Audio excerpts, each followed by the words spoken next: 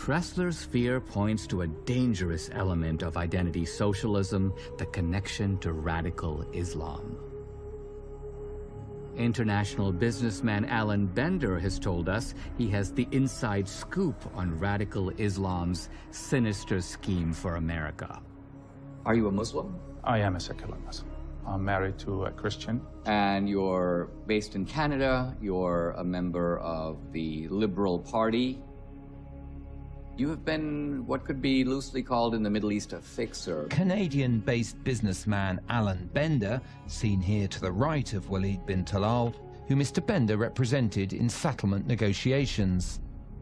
I'd like to talk to you a little bit about the configuration of politics in the Middle East. The Iranian regime actually believes that there is no coexistence with America. The path of the Islamic Sharia is the only way. And that leads to a clash between the pro-American states in the Gulf region and the Iranian regime. The Iranian government controls the government of Qatar. The Iranians don't pay, so they use Qatari money to pay whomever they need to pay. Now, you have had some experiences which I think remarkably suggest that not only are the Iranians and the Qataris trying to influence the politics of the Middle East over there, but they're actually trying to influence American politics over here. During my meetings with the top officials in Qatar to discuss potential major investments in North America, and they reiterated the fact that they produce more gas and oil than any other country in the region. They don't really need the return on their investments. However, their investments in North America is a powerful weapon to influence the elections and see to it that the outcome will fit the Iranian interest. Which is to defeat Trump. To defeat Trump. They said, we are looking forward to the defeat of Trump. And then we will see the first Friday prayer taking place in the White House as a symbol of our victory and the rise of the Muslim Brotherhood. Her name is Ilhan Omar. She's a former refugee from Somalia. She's a Muslim American, and she is now the Minnesota State House Representative. What did the Qataris tell you about her? They refer to her as Sister Ilhan, and to them, she is the jewel of their political crown. And they told me face to face that they financed her, heavily financed her, and they groomed her. And they said, you don't need to worry about skeletons being found because the media will bury it. We've seen more than 6 different scandals involving Ilhan Omar. Nobody investigated her. Campaign finance violations, for example. Exactly. How do they control her? Her weakness, money and sex.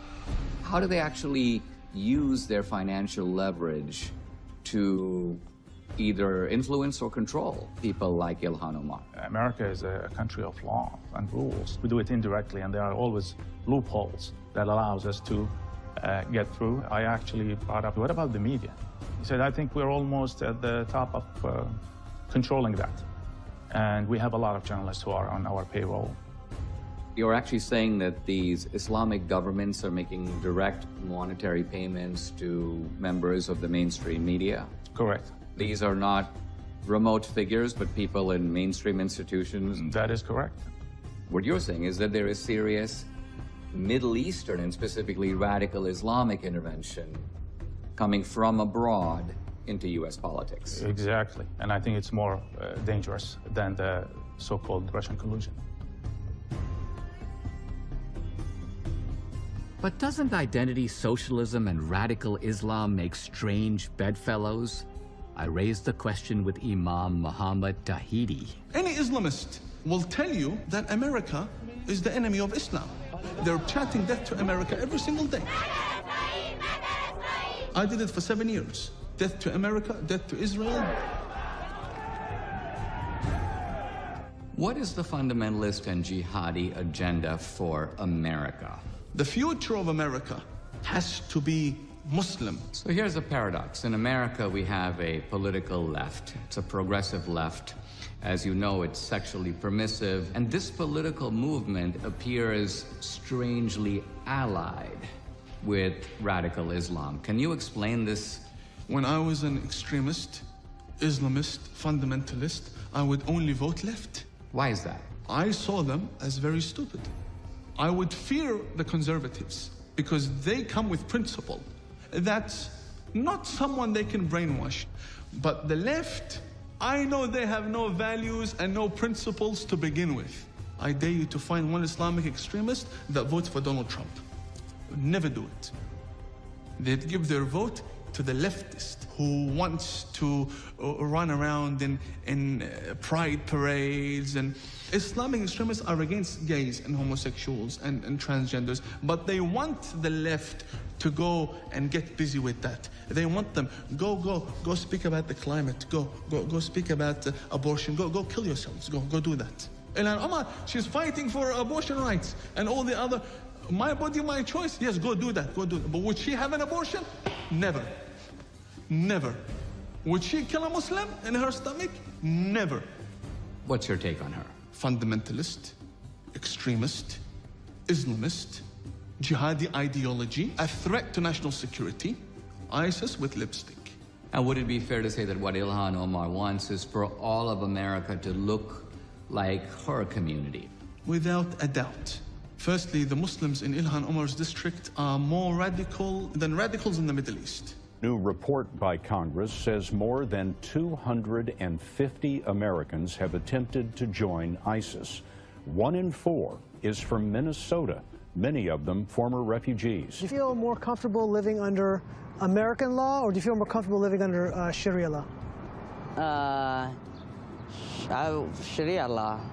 I'm a Muslim, I prefer Sharia law. You prefer Sharia law over American law? Of course, yeah. What's the relationship between radical Islam and socialism in America? Votes and common interest. The Muslims are delivering the votes Yes. through their leaders. Yes. And what do the socialists and the progressive left give in exchange? They give them a platform. They give them the media. They protect them. If we have Islamic domination, which is the goal, as you suggest, will Americans become strangers in their own country? Americans who have values, who believe in freedom of speech, freedom of belief, freedom of religion, Americans who want to raise their families as Christians, they will feel as strangers. Treason, division, and the politics of fear and exclusion. This is their socialist dream for America.